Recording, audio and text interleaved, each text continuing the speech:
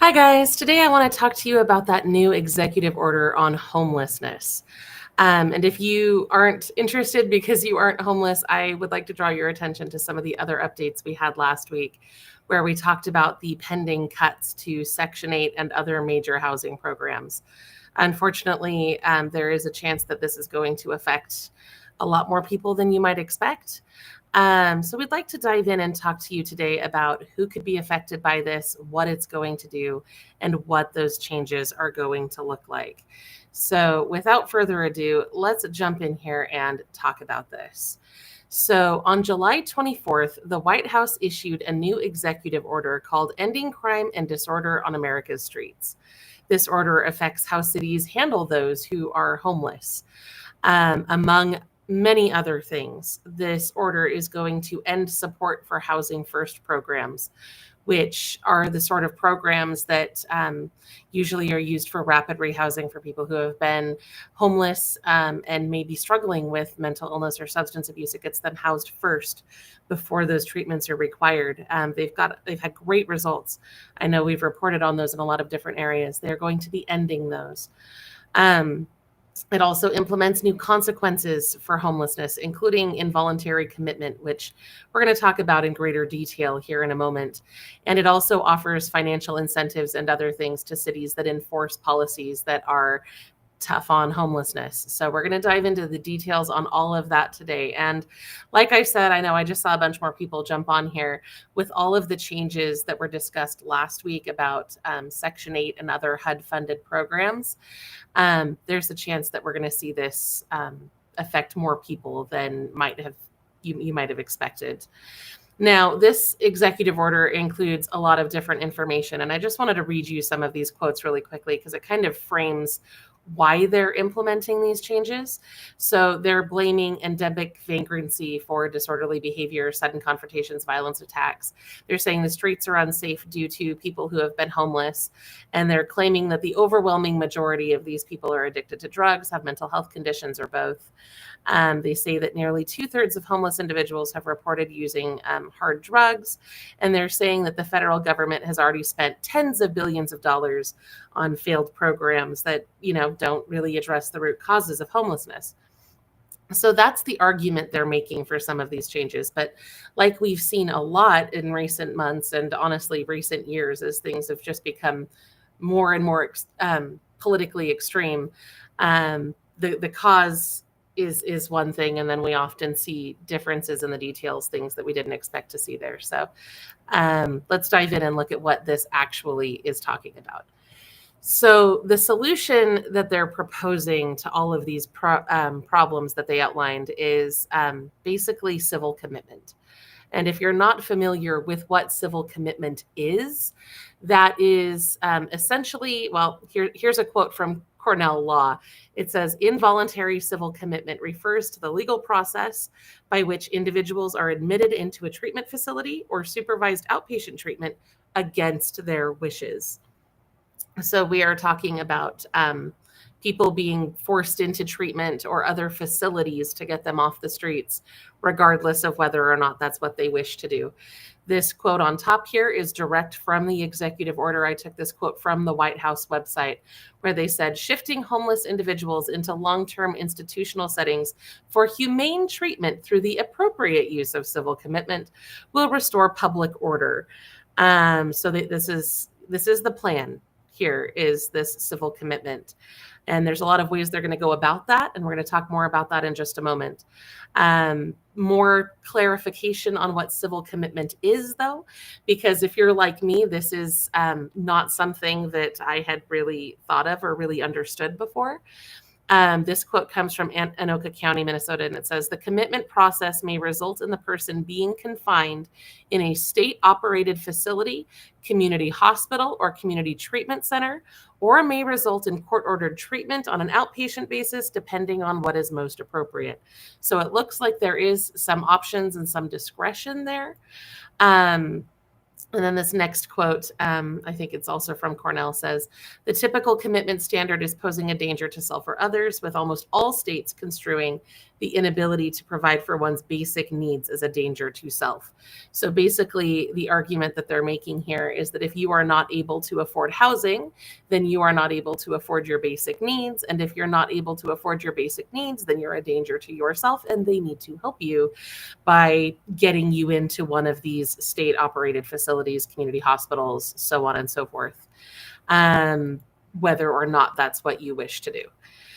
So this is actually a reversal on a previous policy change. So I did a little bit of digging into this. Yeah, sorry. I'm having a little bit of a hard time with this one. So basically what they're doing is they're reviving this idea of civil commitment, which used to be a lot more popular than it is now. Like I said, they're trying to make it easier to forcibly institutionalize people with mental illness, especially those who are unhoused. The order goes so far as to order the Attorney General to challenge past legal protections that would limit involuntary commitment. So the laws that are in place that protect people from these kinds of outcomes, they are looking at undoing those protections. And the order itself does encourage and even tie grants to states enacting these kinds of things. Now, like I said, this is a return to an older form of policy. According to Axios's report on this, they said, before the late 1960s, people with mental health issues were often thrown into jails for vagrancy alongside criminals, according to the Substance Abuse and Mental Health Services Administration. They said that more than 500,000 people were committed to mental health treatment facilities in the 1950s.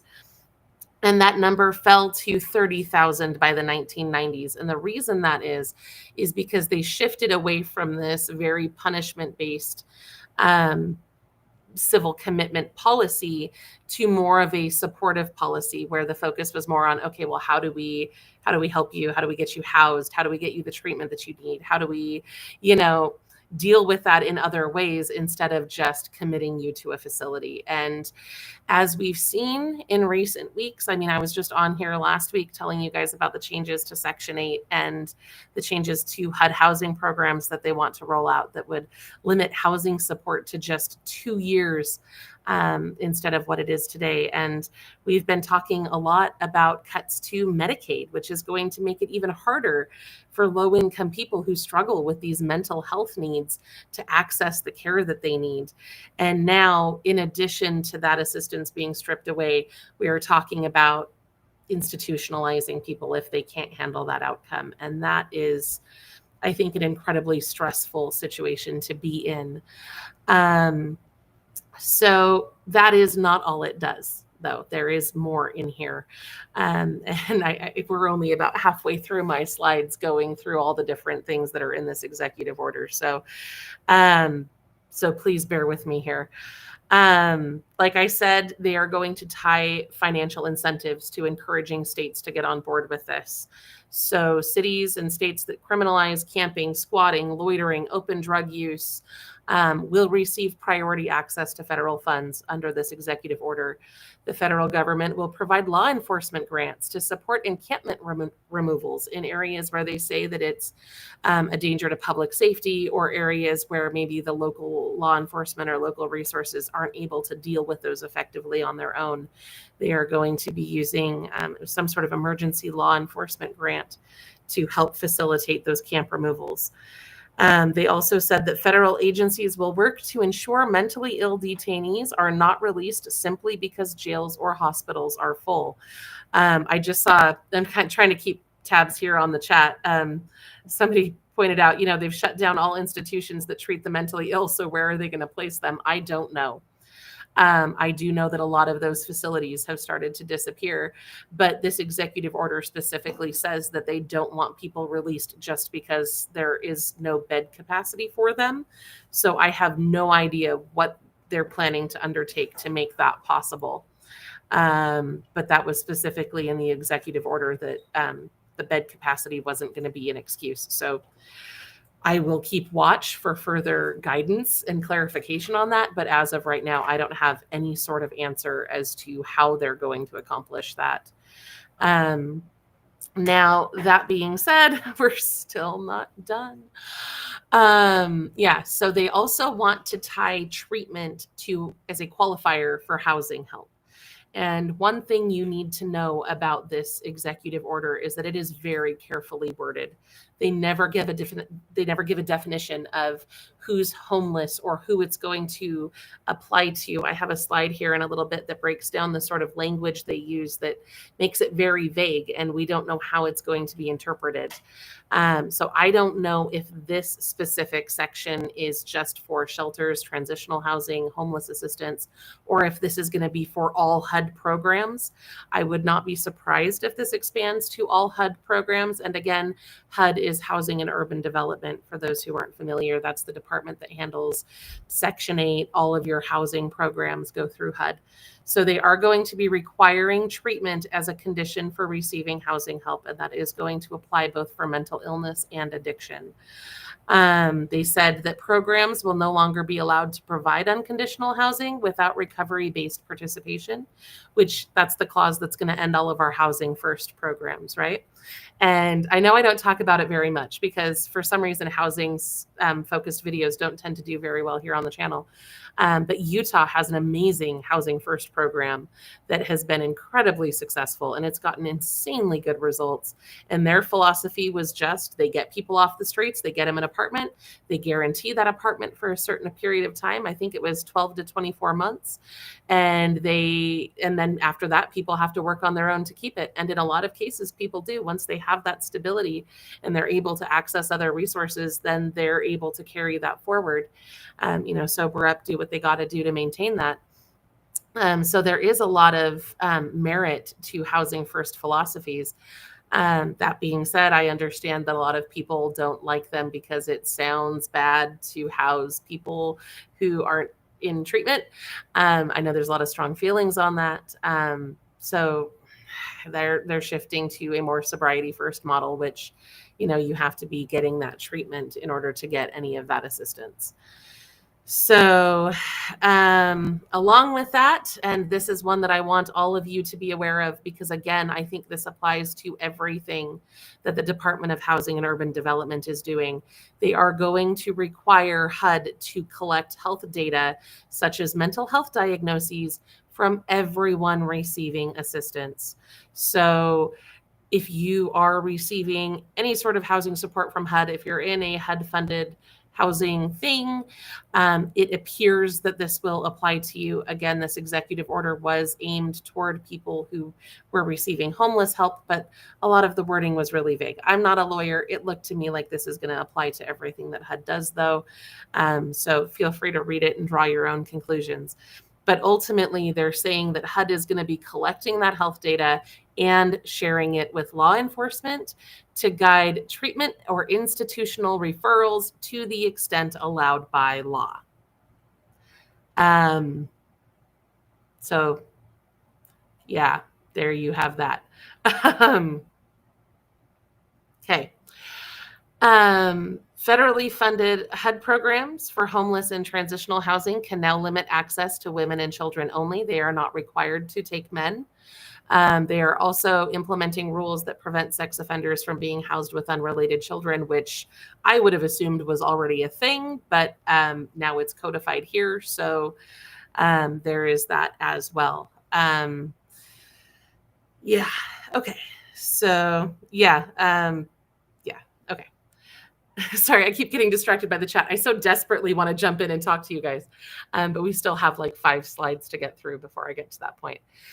So the emergency order, the executive order here also ends federal support for any sort of safe consumption sites, needle exchanges, programs that facilitate drug use, any of those. The Attorney General is being instructed to investigate whether those programs violated federal drug laws, and HUD is being told to freeze funding to any programs that allow or tolerate drug use on site as well. So, The federal government will support moving people with serious mental illnesses off of public programs and into private housing or support networks. This part is good right here. Federally qualified health centers and community clinics must focus on providing more comprehensive services like crisis care, treatment plans, that sort of thing. I know there's been a lot of concern and complaints that those federally qualified health centers, behavioral health clinics, the community clinics weren't doing enough to support mental health and substance abuse treatment in the communities that they serve. So I always think getting better access to services is a great thing. So implementing more comprehensive services at that level will hopefully help in some way. I'm not saying that it offsets the other things we've talked about here today, but at least it's, there is some positive there. Now, all of this, of course, builds on last year's Supreme Court ruling. And in case you've forgotten what that is, last year, the Supreme Court ruled that people can, in fact, be fined for sleeping in public spaces. This was a decision in the case that was brought against the city of Grants Pass. And the Supreme Court did rule that it was not cruel and unusual punishment to criminalize camping even when there was no shelter available. And since that ruling was made, ACLU has said that in the past year, cities across the country have introduced over 320 bills criminalizing unhoused people, nearly 220 of which have passed. Unhoused people could be saddled with thousands of dollars in fines and even jail time for sleeping outside, even if there are no shelter beds or housing options available. So yeah. So all of this is just kind of building on itself, right? Now, like I told you before, if this is the first you've heard about housing cuts, a lot of our housing videos don't seem to get a lot of traction. But last week we did do a video on what they're discussing doing to Section 8 and other housing programs, including those 2-year time limits on that assistance, which obviously would have major consequences. In addition to that, we also did a video I think it was on Saturday, about how to get help with your rent or mortgage payments if you are facing problems getting those payments made. Because obviously the best way to avoid homelessness is prevention, right? So we did a video, and I think it was like more than 20 different resources that may be able to help you pay your rent or mortgage in a crisis. So I would recommend that you go save that video somewhere, watch it now, make notes, come back to it when you need it. You know that we'll always be here at Low Income Relief to try to help and support you no matter what problem you're facing. We'll try to find those resources for you to try to help. Now, Jesse, I am not going to even try to pronounce that last name, at the National Homelessness Law Center, said today's executive orders, combined with budget cuts for housing and healthcare, will increase the number of people forced to live in tents, in their cars, and on the streets. This order does nothing to lower the cost of housing or help people make ends meet. And that's basically true. There wasn't anything in there that was going to be helping avoid the homelessness problem. This is surely a increase in sweeps, a removal from the streets, getting that civil commitment back into effect to get people off of the streets and into these facilities.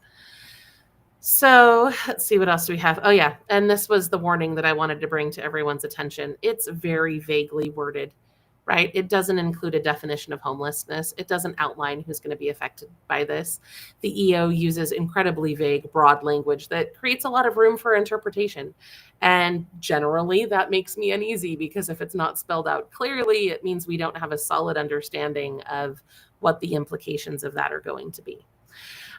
We do know that it specifically targets people living on the streets people who are living on the streets and cannot care for themselves. That's the phrase that appeared repeatedly: living on the streets and cannot care for themselves. It is not immediately clear what that means, right? I mean, it's pretty easy to tell who's living on the streets, but is that going to include people living in cars or people who are living in RVs? Is that there's a lot of things outside your traditional perspective of homelessness that people encounter, right? I would assume, and again, this is an assumption, I'm not a lawyer and I don't work for the government. I would assume that if you're living in a hotel, at least you have an address, you're sleeping somewhere at night, you're probably not going to be included, I wouldn't think. But living in a car or an RV or, couch surfing with friends, I don't know. There were no clear answers to that. We do know that they are specifically addressing people with mental illnesses or substance abuse disorders, people who are engaged in squatting, camping, loitering, people arrested for crimes while homeless. That was one thing that I don't think made it into the slides, but in the executive order, it says that people who are arrested for federal crimes while homeless will be screened to determine if they are a danger. And if they are, then they might be subject to civil commitment beyond the length of their sentencing. It sounded like. They also are obviously targeting registered sex offenders with no fixed address as well. Yeah, I see a lot of people have jumped on recently. Feel free to rewind to catch up if you've missed what's going on this far. And then again, just a pitch for our sponsor chapter, because this is dealing with mental health, right? They're wanting people who have mental health, substance abuse stuff to be treated. And that ultimately is a healthcare issue. And with that, I'm going to go ahead and dive in here in the chat and see if I can answer some of your questions, assuming I've seen a lot of chat happening. I'm not sure how much of it is questions, but we'll see what's going on here. I do appreciate you guys being here with me today. So let's see. Yeah, so that is exactly the point. It says a lot of the people that are living on the streets have mental health issues, and that's why they're there to begin with, and that's true. And the idea is they are going to try to force that treatment through that civil commitment of putting them into a facility. Let's see.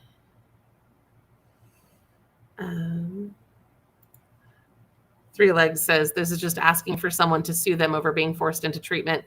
So the idea behind civil commitment is that a judge can order it whether or not you go along with it. That being said, there's been all sorts of lawsuits over all sorts of things, and I don't know that they're afraid of being sued at this point. Yeah, so a lot of you are pointing out the good things that were in there. There are definitely some good things in there. There's some things that I was surprised weren't already codified, like the bit in the shelters about keeping certain people away from children and whatnot. That makes total sense. But I was trying to give you guys like a whole overview picture of what was in there, because I feel like a lot of times when you're getting, when you're hearing these headlines, you get cherry-picked bits and pieces of what's going on, and I wanted to be thorough for you. So let's see. Yeah, so I don't know if this would affect traveling workers very much. I think if you're in a hotel, if you have somewhere to go at night, you're probably going to be okay. And again, those are assumptions. I think this is mostly going to affect people who are sleeping on the streets, who are parking their cars in parking lots or in public places, people who maybe have, I know there are some cities that have had a hard time with people who buy an RV so that they have shelter, but then they don't have anywhere to park the RV. So they kind of just move it around the city in different places. I know they've talked a lot about tent encampments, things like that. I think those are going to be the people who are swept up in this, at least initially. Like I said, a lot of that wording was kind of vague, so we don't really know. But my hope would be that traveling workers wouldn't be swept up in it. But let's see.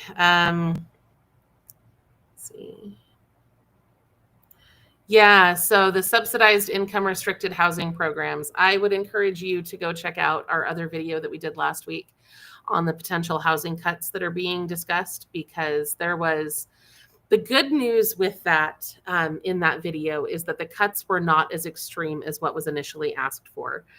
Originally, the Secretary of HUD went before the Appropriations Committee and basically asked for less than half the money they usually spend, because they wanted to just kind of gut everything. And the Appropriations Committee did not go for that at all. They kept funding pretty high. It's cut by a bit, but not nearly as bad as it was going to be. But there are other things in those in those decisions that are pending that could still be bad. So I recapped all of that in a video last week, and I would encourage you to go check that out. Let's see. Okay, Cynthia says that I've scared you guys. It's never my intention to scare you. I hope you know that. To be honest with you, I'm scared too, for a lot of people as the result of a lot of these changes. And I try really hard to keep our overviews almost as clinical as possible, just to make sure that I'm giving you the facts of what's going on so that you can be as prepared as possible. It's never my intention to cause fear or panic or anything like that. I'm truly, truly sorry for any role that I may have played in that. The news just is what it is. And unfortunately, there's not a lot of good news to be had at this time. Let's see. Dragon says, mentions the for-profit prisons, and I had that thought as well, that somebody's going to make a lot of money off these changes, and that's not great. Let's see. Sorry, I'm trying to catch up on the chat. I probably need to have somebody in here to help highlight questions for me. So Elron says, will they keep Section 8 for people with mental illnesses and disabilities and the elderly? So yeah. So again, in that video I did last week, we talked about a lot of different things. It does sound like people who have a documented disability will be exempt from that 2-year limit that they are discussing putting in place. That being said, you want to make sure that you have some documentation to back that up. They said that seniors and people with disabilities should be left out of that. And like we've said in previous videos, you want to make sure that your disability is very well documented. If you have SSDI, VA benefits, some sort of official verification, it's going to be easier to defend yourself against those new requirements and things. Okay.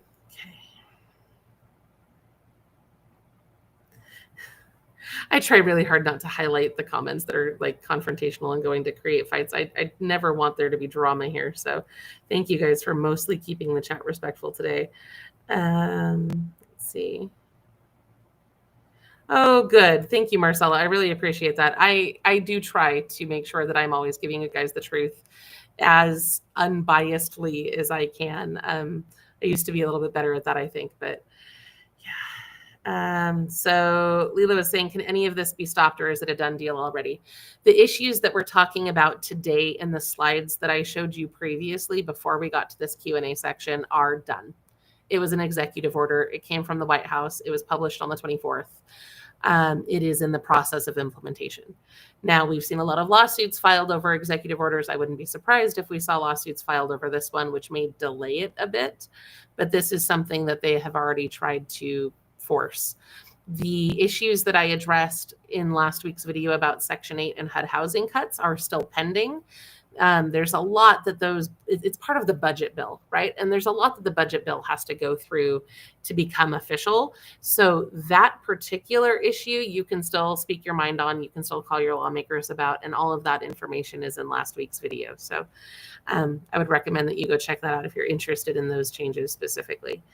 Let's see. Oh, thank you, Double C. I appreciate that. Yeah, I still feel terrible bringing you guys bad news. It is not my favorite thing. I much prefer the videos where I'm bringing you helpful information that is actually positive. And on that note, our sponsor Solo is still running that giveaway for that $4,700. You can enter every day until August 1st. We talked about that in a previous video. I think it was about grants. But I can drop the link below for that as well if you guys are interested. They are also awarding, I think they're awarding 3 more $500 winners on the first. No, that one already ended. Forget that I said that. But that the $4,700, the entries are open until the end of Thursday, I think. Let's see. Okay, so Gracie's asking if anything has been set aside for veterans. So despite all of the cuts that we've seen discussed for different housing programs, different things, I did see that HUD made an investment in HUD VASH, which is the type of housing support that they offer veterans. So that has been increased. They've also set aside more housing funding for young adults who are aging out of foster care. They've put some funding aside for that as well. So there are a couple of things that are getting boosted, but not very many, and definitely not by much. Let's see. Oh my goodness, guys. I'm so sorry for the hard time that you're going through.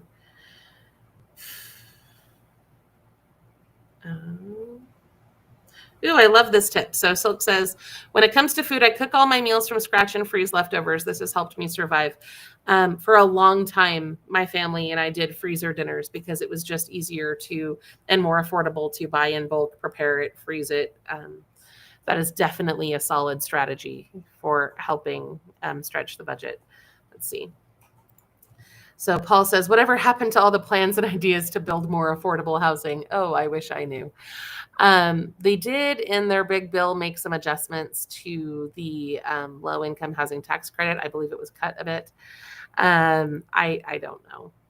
I wish I had better answers on that. I don't track the developer side of the affordable housing bills as heavily as I track kind of the end effect of how it's going to affect you guys.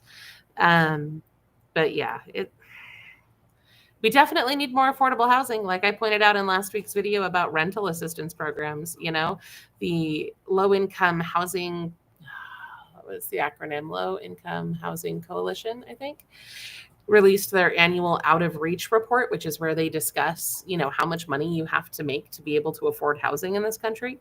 And they found that in most areas, the housing wage, which is how much you have to make as a full-time worker, is like $33 to afford a modest 2-bedroom home, which is insane. It's insane. Yeah. Let's see. Sorry, trying to catch up on questions again. Oh yeah, the link for the giveaway. Let me see if I can grab that for you really fast. It'd be easier to do when I'm not on the stream. I hate when you guys have to watch me do things. Let me see. It should be up here in just a second. It is from our sponsor, Solo. I can give you here. I can I'll drop the link to that. You just click on that, and then when you get there, there should be like a red, white, and blue bar across the top that talks about their independence giveaway. It's a play on words. It's hard to say, but if you click on that, then that'll bring up the entry form for that. And of course, because I posted something, the chat jumped all over the place, and I no longer know where I was. Okay, here we go. Let's see. All right, Daniel says, what if your spouse is your caregiver? That's a great question. I have seen when we were talking about like the Medicaid work requirements, some states were considering caregiving as part of that. Unfortunately, a lot of these programs have broad discretion over what they count as different things. So if you're disabled, as far as like the HUD time limits and stuff, disability should exempt you from those, and then your spouse as well, because they're part of your household. But without knowing what program we're talking about and what state you're in, I can't really evaluate that specifically. Yeah. So Paul says, lady at the bus stop told him a few months back that Section 8 was being cut or ending. There's been a lot of talk, right? Because what happened was when the White House released their skinny budget proposal, they wanted to drastically cut Section 8 back really, really far. And I mentioned it at the time, but I tried not to harp on it because I don't like doing, fear-mongering type stuff. I did address it last week because the Appropriations Committee finally took it up as an issue, and they had this big talk with the Secretary of HUD, and they started making decisions. And thankfully, they did not cut it to the level that was being discussed. So it is being cut, but not nearly as bad as they had thought that it was going to be. So, yeah.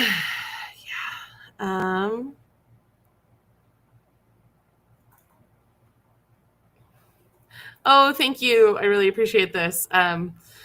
We do put a lot of work into these videos, and it's not just me either. I know I'm the face that you guys know because I'm on here all the time, but Stephanie does a great job moderating our comments, making sure that I see your emails and the things that you need my attention on. And then we've got other people that are helping with fact checking and things, and there's a whole team, and they're all awesome. So I really appreciate that you guys are here and watching and helping support that work, because we are honored to be able to do this for you, and we love that we're able to do this.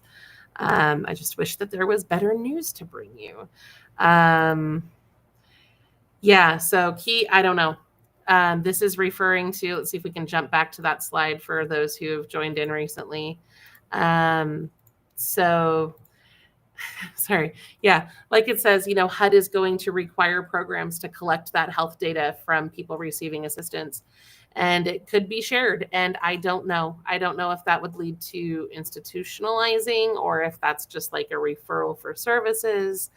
Like I said earlier, this executive order is worded very vaguely. There's a lot of ambiguity. There's not a lot of clarity, and I will be watching to see as things roll out the sort of advice and that they're giving different agencies so that I can answer that for you better. But as of right now, I have no way of knowing.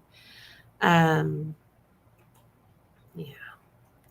let's see. Oh, I was like, oh, what's that link? It's the one I posted. So that's, I'm sorry, guys. Okay.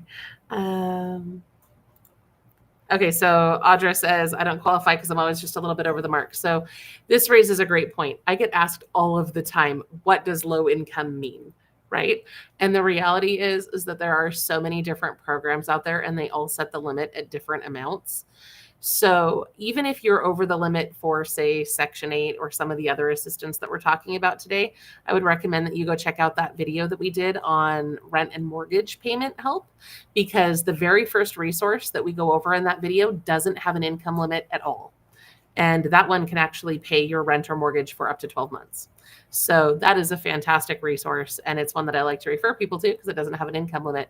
It is not a guaranteed thing, but you can apply and see if you're able to get that help and support. And there's other programs that we report on too that have crazy high income limits, like 3, 4, sometimes even 5 times the federal poverty level, which can easily be over $100,000 a year in some cases. So even though our channel is called Low Income Relief, we try really hard to be as expansive as possible with that definition because we want to find help for as many people as possible.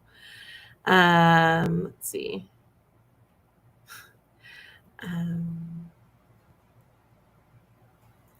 Yeah, unfortunately, guys, I can't. I don't know how to give anybody advice for their specific situation. A lot of this is very new. A lot of that guidance is very vague. I'm not a lawyer or a caseworker. We're kind of all learning this alongside each other. And I know that's not particularly comforting. And I wish that I had better insight on some of those questions that you guys are asking. I'm trying to highlight the ones that I'm able to answer. Let's see. Yeah. Hi, Audra. So yeah, the link that I gave was for the solo site. There should be a banner across the top. It's like a red, white, and blue banner. And it says something about the Independence Day giveaway. And they're giving away like $4,700. The entries close July 31st. You can enter once a day until then. And then they're going to draw a winner on August 1st for that prize. So that's why I dropped that link in there. Let's see. Yeah, so Debbie says, there's no Section 8 for them because the wait list is huge and no one ever gets off of it. And that's one of the reasons why they're considering these time limits for Section 8 and other HUD programs, because a lot of people do get on them and then stay on them for a very long time, if not for life. And so even though 2-year limits are going to be really hard for a lot of people, I mean, the idea is that more people will be able to access help if there's turnover that makes more vouchers available for people who need it. But of course, the flip side of that is that people who aren't able to get on their own feet after 2 years are going to lose it. So trade-offs with that. But that is part of the justification for the drop in time limits that are being discussed. And oh my goodness, Kenneth, thank you.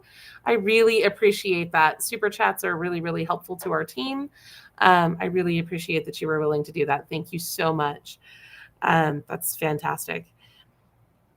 Let's see. Yeah, sorry guys. I'm seeing some repeated questions about, are they going to make me do this or that? And I just don't have the ability to answer those. And I'm so sorry. Oh my goodness. Having a hard time keeping up today. I do apologize. Let's see. Any news on Medicaid? Oh my goodness. There is so much news on Medicaid. I think we did a video, was it last week or the week before? I lose track because changes are happening so frequently. I think we did a video on it last week. I will follow up to see if there's anything new in Colorado specifically, but there has been a lot of stuff in flux with different things with Medicaid. I will try to follow up with you on that. Let's see.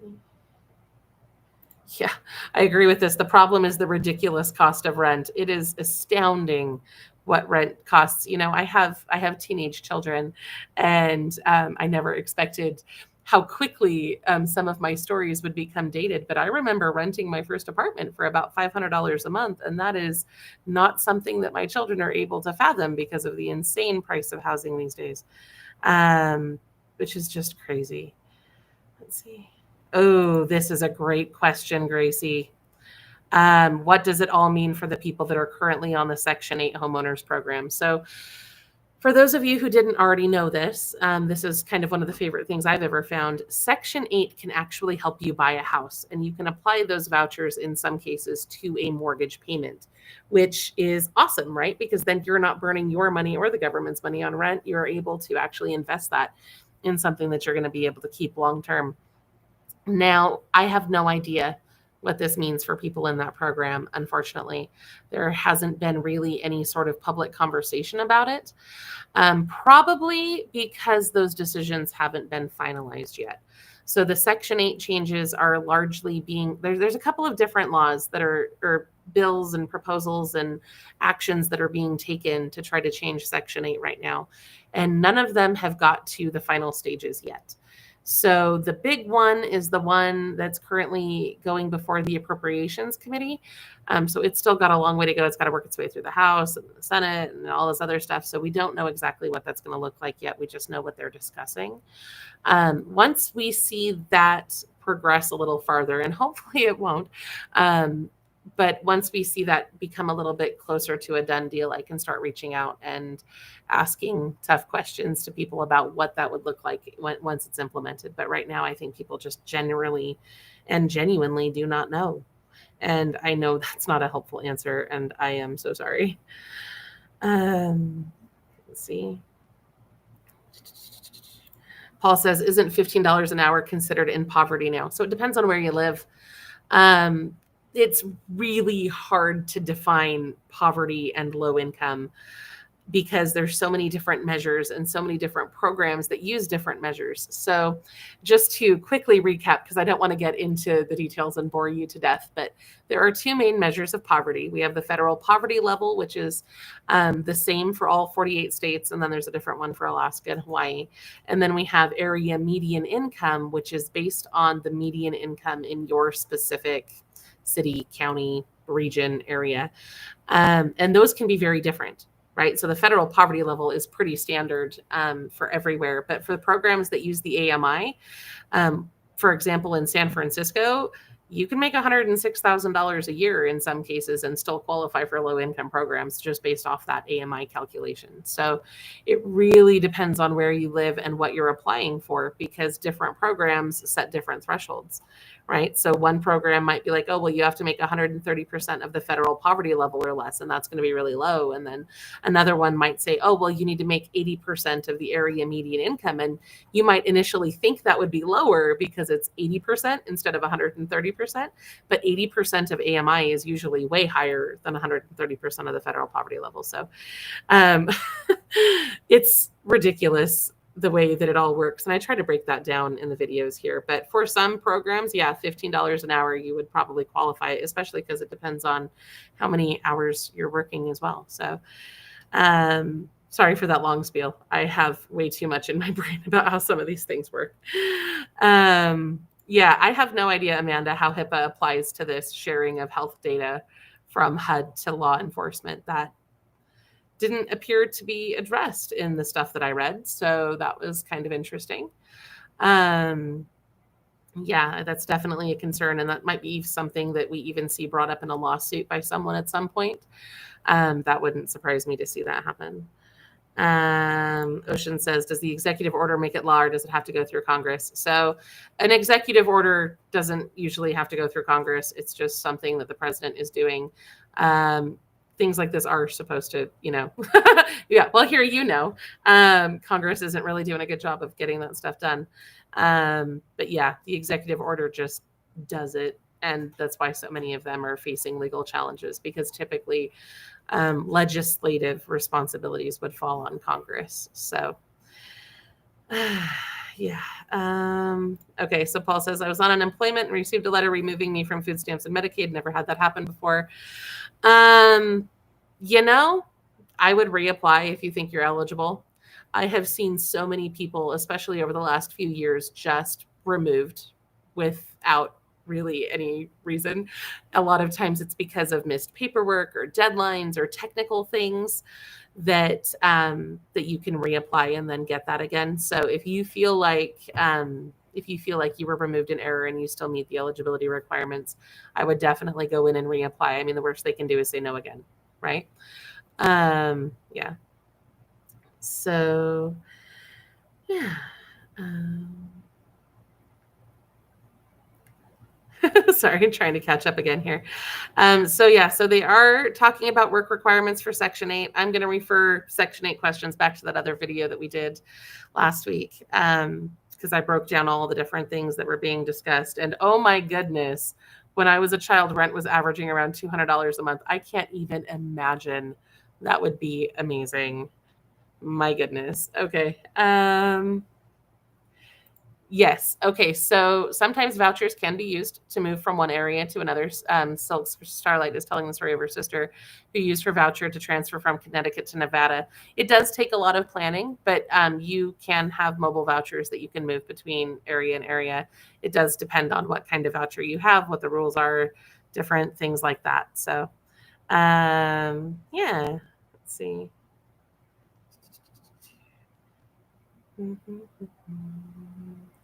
So Linda's asking if HUD can put a limit on Section 8 for completely disabled people.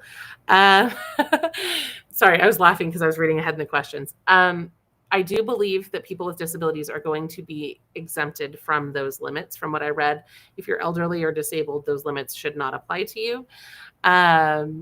You should be good. But like I said, those are still in early stages. They're not finalized. We're still waiting to kind of see how that's going to work its way out. And Elron says, I don't look old enough to have teenagers. I really appreciate that. My oldest is almost 20. So I do appreciate that. Let's see. I don't feel like I'm old enough to have a 20-year-old either, but here we are. So time just keeps going by. Let's see.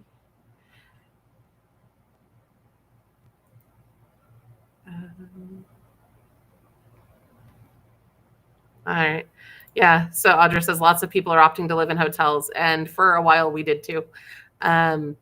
It's just a thing. When we were living in the hotel, we met a lot of people who were choosing to do that or choosing to live in Airbnbs in some cases long term, just because the cost of housing was so astronomically high, and it still is. It's crazy. Yeah, I'm with Fighting to Survive over here. Let's go back to 1975 era rents. That sounds amazing. I would be in favor of that. Yeah. Whew. Let's see. Yeah, that 3 times the rent rule really messes up a lot of people. It's especially with the high rate of rent. I think that 3 times rule really needs to go away because that's getting to be impossible. I don't know how my kids are ever going to move out because you're going to have 20 roommates, I guess. All right. Richard is asking again if seniors will be exempt from the time limits. And yes, I do believe the Section 8 time limits will be exempting people with disabilities and who are over a certain age limit. I believe it was 60 was the age limit for that. But again, those are still pending. So, yeah. All righty. Well, I think I finally reached the end of the chat, at least what's showing here in my streaming tool. I know sometimes it's a little bit behind and I always worry that I'm going to miss something from you guys. So once again, I just want to point you in the direction of Chapter. If you're eligible for both Medicare and Medicaid, like I said before, you don't have to wait for open enrollment. You can call them at any time to reevaluate your plan and make sure you're getting the best coverage.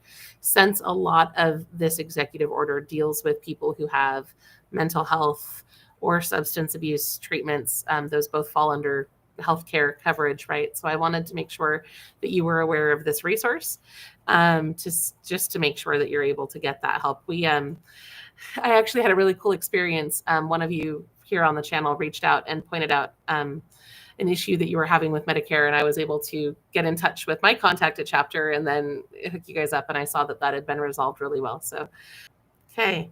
Well, thank you so much for being here with me today. I know we were on here way longer than I expected to be today. I hope you know how much I appreciate you. You are all wonderful, and I will be back again soon with more ways that you can save money and get free stuff. And again, if you have a tip or a question or something you would like to see a video about, you can always email my assistant at tips@lowincomerelief.com. She'll make sure to get my attention on those, and we can start working on those videos that are going to help you out. So thank you.